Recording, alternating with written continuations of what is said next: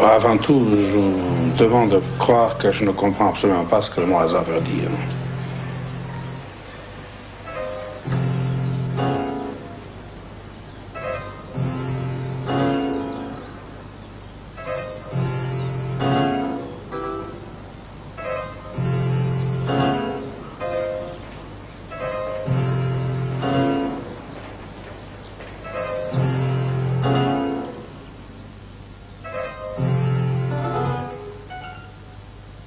Vous avez encore sûrement des images de votre enfance en Roumanie?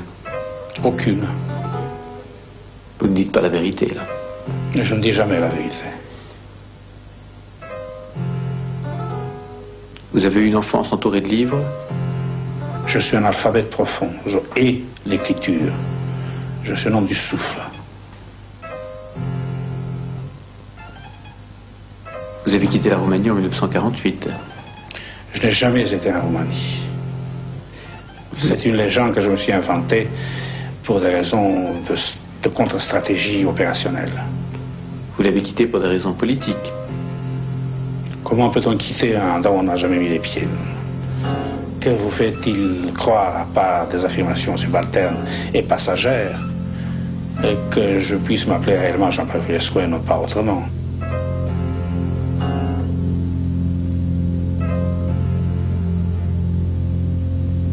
S'il y a une réalité derrière l'apparence des choses, il faut bien tenter de la saisir et de la transcrire.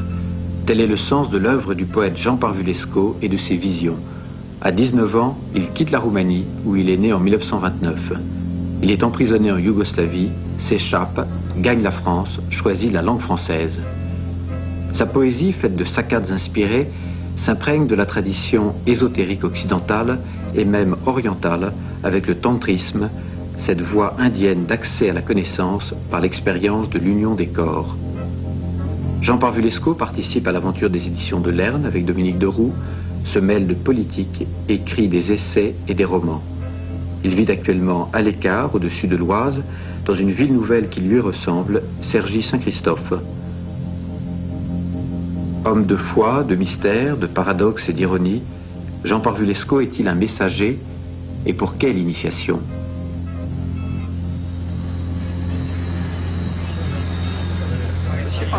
Pourquoi avez-vous choisi candidat comme titre de votre roman? Monsieur Pavulesco. Monsieur Pavulesco. Merci, pas ici. Monsieur Pavulesco. Dégage un peu. Monsieur Pavulesco. Ça va, ça va. Toi, pâté journal. L'amour. Allez. Monsieur Pavulesco. Quelle est votre plus grande ambition dans la vie? Monsieur Pavulesco. Je pense que toute écriture réelle représente la garantie d'une cessation d'écriture. Autrement dit, on ne peut pas commencer réellement à écrire si on n'a pas derrière soi le désastre d'une longue série de cessations d'écriture. Et vous, vous êtes encore dans l'écriture? À la fois je le suis puisque je le fais, et spirituellement parlant, depuis longtemps je ne suis plus dans l'écriture. Mais alors pourquoi écrire? Il suffirait peut-être de prier, tout simplement. Mais l'écriture d'une part est une forme de prière, et je pense que pour certaines écritures, celles notamment qui représentent un combat démentiel avec les instances les plus immédiates, les plus appropriées de la mort, l'écriture effectivement n'est qu'une forme de prière. Pourquoi l'intervention des signes ou des traces dans l'espace? C'est que finalement pour moi la poésie est une prière enflammée dont on ne voit que les flammes. C'est une affaire de positionnement. Qui écrit à travers vous? Le vent. Les mêmes qui font flotter dans les airs cosmiques le voile de la Shekinah. Le vent seulement? Le vent, dans ses dédoublements infinis, parce que le vent est feu, le vent est à la fois absence de vent et absence de feu. Autrement dit, le vent, on peut l'identifier au Saint-Esprit.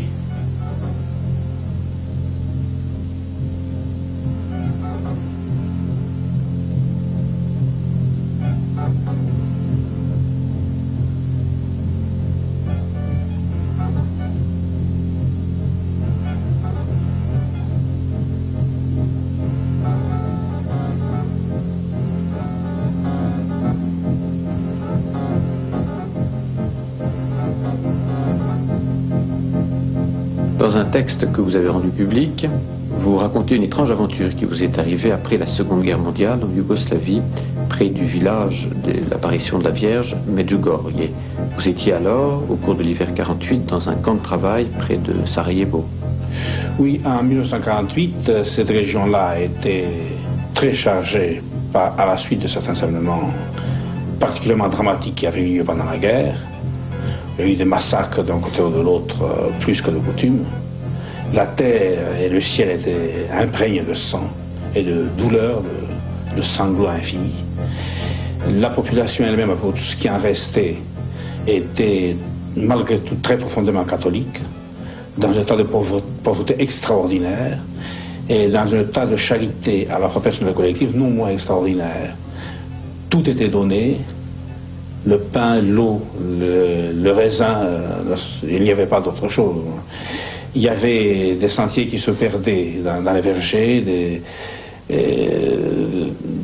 des endroits de prière, des groupes de prière. Et là, personnellement, dans l'état spécial qui était le mien, c'est-à-dire un fugitif à l'intérieur d'un régime où à tout instant le seul qui m'attendait c'était celui de la balle entre les yeux,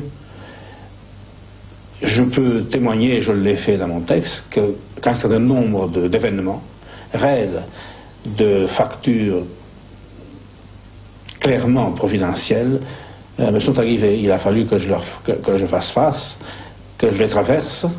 Il m'en est resté la matière qui a pu me permettre, 20 ans plus tard, de comprendre bien avant tout le monde le véritable sens, qui est un sens essentiellement apocalyptique, de la série d'apparitions mariales de Medjugorje, qui sont très certainement sans absolument aucun précédent dans l'histoire de l'Église, et peut-être même sans absolument aucun précédent dans l'histoire tout court.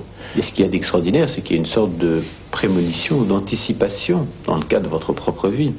Je lis un passage. Mais ce fut aussi le moment choisi par une jeune fille qui, jusque-là, avait dû se tenir cachée derrière les buissons pour apparaître et venir tout droit vers moi, un grand pain blanc à la main, de ces galettes que les paysans des collines cuisent sous la cendre et marquent au couteau d'une grande croix grecque, du soleil, de la lune et de 4 étoiles. Elle souriait, amusée. Je compris que c'était mon jour de chance, que j'avais trouvé une terre amie d'obéissance solaire traditionnelle. Le raisin, me dit-elle, on le trouve quand on l'a assez cherché et que l'on a mérité de le trouver. Par contre, le pain, personne n'en a jamais trouvé. Le pain, il faut qu'on vous le donne par charité. C'est pourquoi je suis venu vous le donner, ce pain, prenez-le donc et mangez-le. Cette jeune fille est la Vierge? Qui saurait le dire, en tout cas pas moi. Je veux dire, vous le laissez entendre dans le récit. Je fais ce que je peux, c'est-à-dire très peu, puisqu'en l'occurrence, il suffit de se... je dois me contenter, on doit se contenter de la teneur immédiate de cette apparition qui est à la fois réelle et de toute évidence tout à fait symbolique. Or, ce qui me semble à retenir de cet ensemble, de ce message, mais qui en fait n'est qu'une relation mémoriale, c'est la présence eucharistique, l'instance eucharistique permanente et je dirais même totale de ce don du raisin et du pain, qui correspond en fait au pain, au raisin du sacrifice christologique fondamental. Mais ce qui me semble infiniment plus important dans cette affaire, c'est qu'à une vingtaine d'années de distance, j'avais eu un sentiment parfaitement certain, très clair, plus qu'en transparence, en limpidité, de ce que quelque chose à ce moment-là d'indéfinissable allait devoir s'y produire.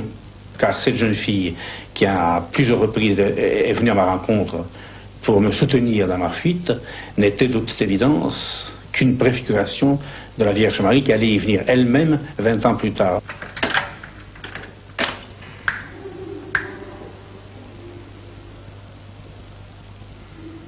Autre expérience fondatrice dans votre vie, la rue Bois-le-Vent, une petite rue du 16e arrondissement à Paris, le 2 août 1952, vers 17h du soir, auprès du numéro 23, il vous est arrivé une aventure qui a fait que, après, vous avez écrit « Depuis, tous mes visions ».